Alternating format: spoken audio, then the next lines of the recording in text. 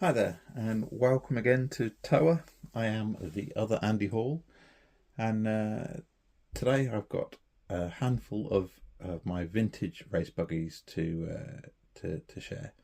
Now, I guess they're in, you'd say, no particular order. It's a bit more than that, but I guess I'll run through what I've got, and then I'll probably do a deep dive and a rebuild of these in a future video. So, first of all, we've got the Tamiya Top Force Evo. This is probably my best handling, best driving vintage buggy. In terms of modifications, there's not a huge amount. There's a few bits of alloy bling as toned down as possible, basically to avoid falling apart from my crashes. If you know me at all from racing, you will know I crash a lot. I'm getting better, but it's hard work getting there. And it would probably be easier if I didn't race a Tamiya, obviously, but you know, that's what we're going to do. So it's a Top Force Evo. It was built pretty much box stock. Raced it a bit somewhere along the way. I was buying some things from Plaza Japan, and seen the price difference that Plaza Japan charge for big bores compared to the UK, and I thought, well, if there was one thing I was going to change on the car, it would be big bores, and that is what they are, and they are beautiful and smooth. I guess the Tamiya big bores are so much easier to set up than the old high caps, and just generally easier. The other things I say, there are a certain amount of alloy, so we've got an alloy front diff. Pros and cons to an alloy front diff. It is a lot more robust. I don't lose the arms off the car anymore from a crash. It does mean that you have enough big crashes and you end up ripping apart the front gearbox. So pros and cons. Otherwise, fairly stock. Alloy hubs in there, but so I guess if you're a Top Force Evo person, you'd know, oh, why aren't these red? That's right, those are alloy. The C hubs are alloy. I am not running alloy rears currently because at the time I ordered, you could only get 0 toe in rear hubs. So this is running the stock ones to get some amount of toe. Inside, it's a fairly standard Top Force Evo. So 13.5 turn, old Trinity brushless motor, the Hobbywing 120 ESC, and some generic servo in there, I believe, in this particular one. Some of them have got nice servos. This one, I'm surprised we're running just a cheap metal geared servo. So fairly standard. It's got the high-speed gear set, but that's about your lot. Okay. So next up is the one car that I got on my return to RC. I guess in 2022, something of that time. It is a Tamiya Avante. It is a black special. That's why mine is a black special. You can't tell in this terrible lighting, but it's a pearl black finish. So get it out in the sun, and it looks absolutely lovely. And one of the few people racing who still races with Perry present. It's running the VQS vintage high caps and a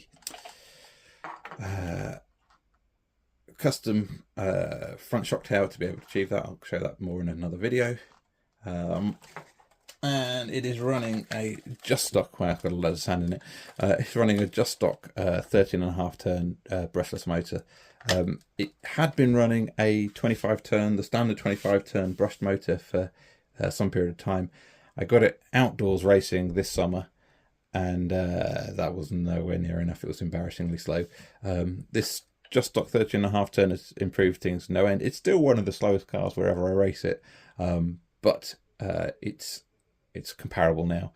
Recently raced it at the Popalong GP, which is where we get our lovely Popalong GP sticker on the top there, yeah, it was lovely. It doesn't run with these wheels on, but you know, when it's on the shelf, it can have a bit of bling, can't it? Lovely. And so the last car for me to show you now is actually my second car. This used to be my Tamiya Madcap back in the day. So this is an original Tamiya Madcap body shell. It is my original Tamiya Madcap body shell. Not much on here is still original. I had a count up the other day. I know the arms are still original. I know the shell is still original.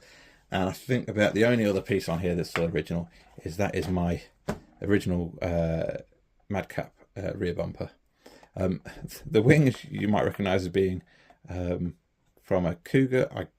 Not Cougar. It was from a Bosscat body shell I bought many years ago. Hence the stickers on it. Yeah. So this car now is definitely not a Madcap. It is. You can kind of tell it's a Super Astute. It started by me wanting. I needed to get some gearbox parts for it whilst it was still a Madcap. And the prices people want for the gearbox parts, it wasn't easier, but it was more fun to replace a gearbox with a modern Super Astute slipper entire gearbox assembly. So that was part one.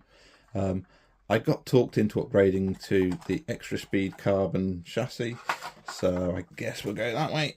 So that's running the full extra speed carbon chassis and carbon shock towers, and then more and more things from there. Those are Top Force Evo high caps running 2-wheel drive springs on the front for something more appropriate, and a whole bunch of other things. The extra speed alloy toe-in rear hubs, extra speed shock tower stand. It's running, obviously, as you need any of these cars, it's running the Pargu bulkhead. And if anyone recognises that, that's a lunchbox body mount that I cut to fit. Good. Still bizarrely running a standard Tamiya servo saver. That might happen to be truly original from this car when I first had it. How exciting! Great. What they like to drive? The Top Force is far and away the most competitive of all three of those cars. The Avante's easy to drive. It's really hard to work on. It's terrible to race in that regard, but actually it's now found its form. It's quite happy me racing it on outdoors on Astro.